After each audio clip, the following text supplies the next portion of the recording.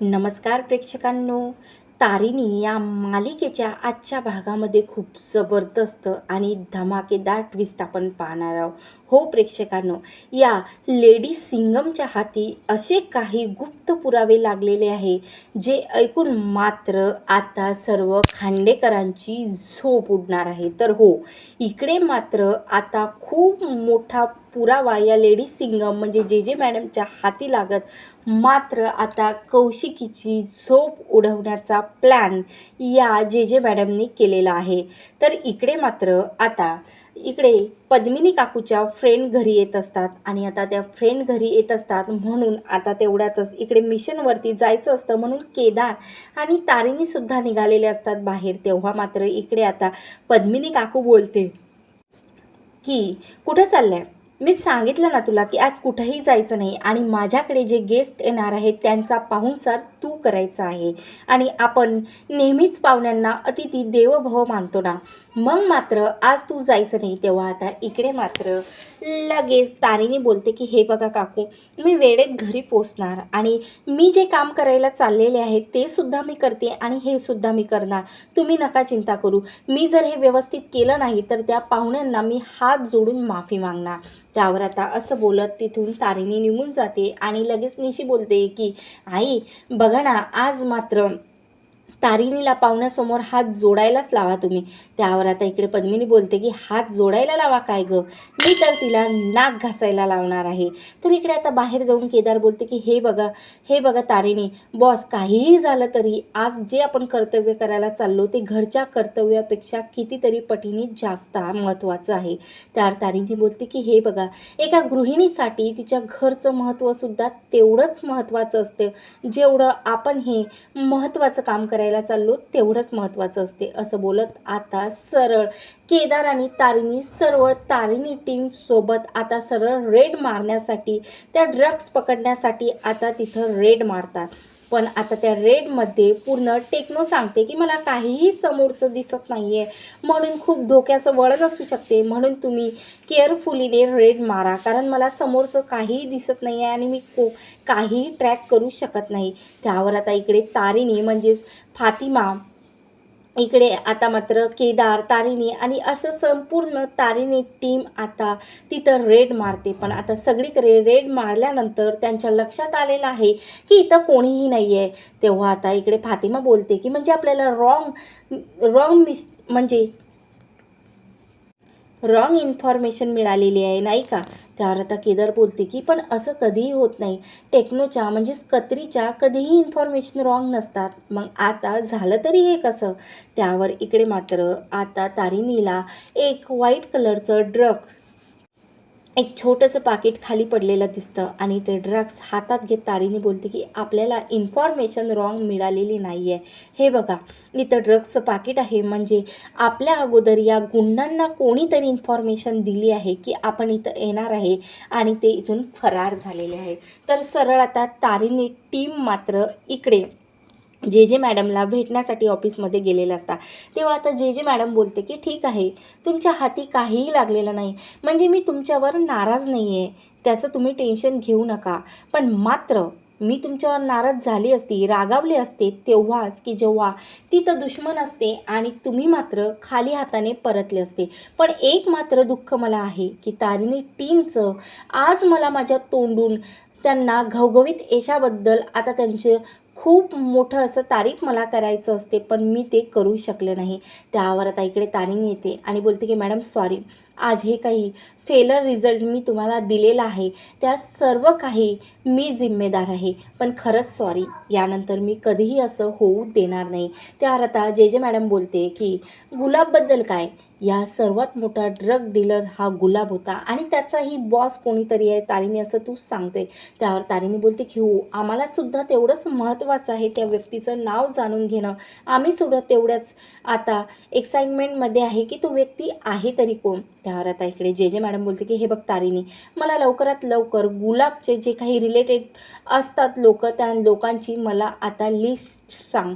तेव्हा आता इकडे मात्र आता लगेच लिस्ट वाचायला सुरुवात करते आणि बोलते की पंजाबवरून एक चिंटू नावाचा व्यक्ती आला होता. तो गुलाबचा डावा हात म्हणून ओळखला जायचा आणि तो गुलाबसाठी काम करायचा आणि तो या रेडमध्ये मारला गेलेला आहे. पण त्यांच्या मागे जो त्यांचे गुंड असतात बाकीचे, आम्ही त्यांना खूप विचारलं पण त्यांनी मरण पत्कारलं, पण गुलाबविषयी काहीही ते बोललेले नाही आहेत मॅडम.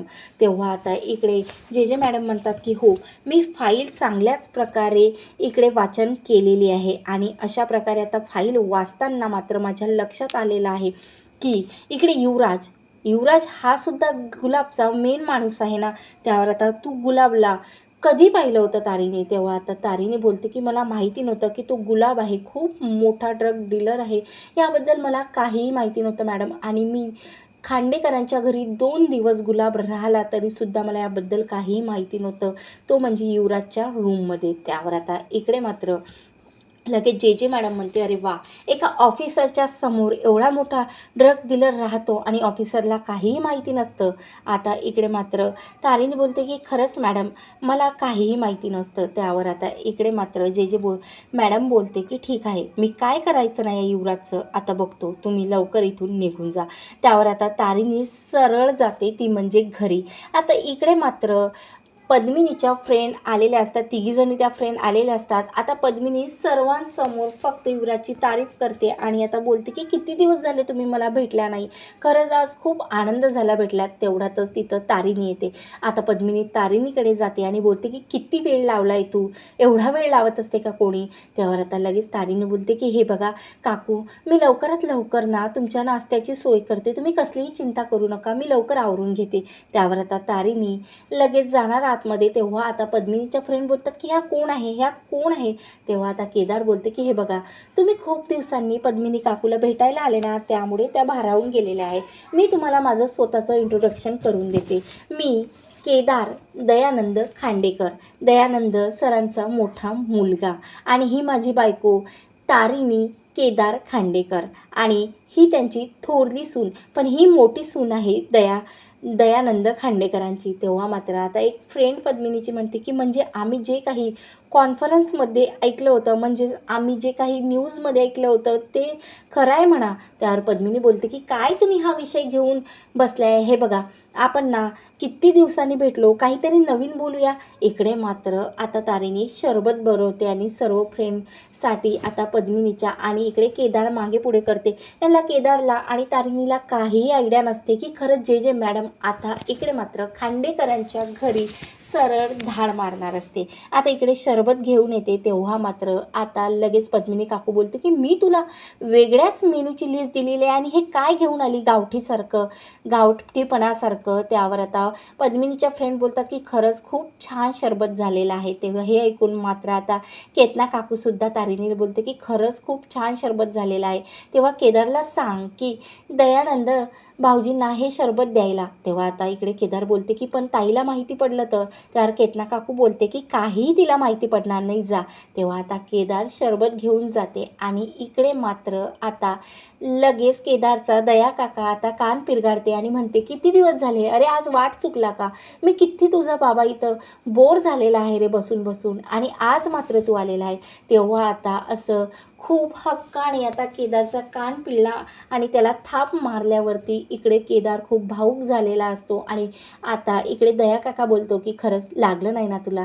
त्यावर आता इकडे केदार बोलतो की बाबा, खूप दिवसांनी आज बाबाच्या हातची थाप खाल्ली आणि डोळ्यातून अश्रू आले. अशा प्रकारे इकडे दया काका आणि केदार एकमेकांशी बोलून मात्र खूप भावूक झालेले असतात. तर इकडे दुसरीकडे मात्र आता नाश्ता असते तो टेबलवरती आणलेला असतात. आणि तेवढ्यात इकडे मात्र आता पद्मिनी काकू युवराजचं भरभरून आता सांगत असतो की कशा प्रकारे आता तो न्यूज चॅनलचा खूप मोठा ओनर बनणार आहे आणि आता न्यूज चॅनल फक्त जी काही आहे ते त्याच्याच इशाऱ्यावरती चालणार आहे. त्यावर आता तेवढ्यातच जबरदस्त खांडेकरांच्या घरी एंट्री होते, ते म्हणजे जे मॅडमची. आता जे मॅडमची सिंगम लेडीची आता जबरदस्त अशी एंट्री होते आणि सिंगम लेडी जबरदस्त एंट्री घेत सरळ आता गुलाबचा फोटो मोबाईलवरती काढत सर्वांना तो फोटो दाखवते आणि बोलते की तुम्ही यांना ओळखलं का? दया काका आता सर्व फॅमिली मेंबर जे काही बाकी असतात ते सर्व जमा होऊन बोलतात की नाही आम्ही बघितलं बघितलं नाही तेव्हा वेळ येते आता तारिणी बोलते की हो मी यांना बघितलं. आता युवराज भाऊजीच्या रूममध्ये तेव्हा मात्र आता सरळ जे मॅडम इकडे युवराजची कॉलर पकडते आणि त्याला घशाटत बोलते की कोणीही मधामध्ये येणार नाही, नाहीतर ही सरळ गोळी त्याच्या डोक्यामध्ये घालणार.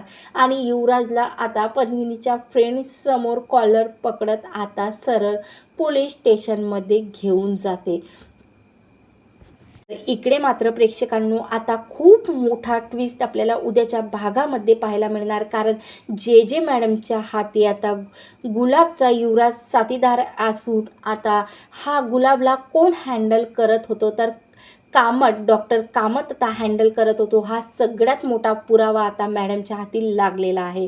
तर असेच तारिणी मालिकेचे जबरदस्त रोजचे रिअल एपिसोड बघण्यासाठी माझ्या चॅनलला सबस्क्राईब करा आणि व्हिडिओ आवडल्यास लाईक शेअर नक्की करा. धन्यवाद. जय गजानन.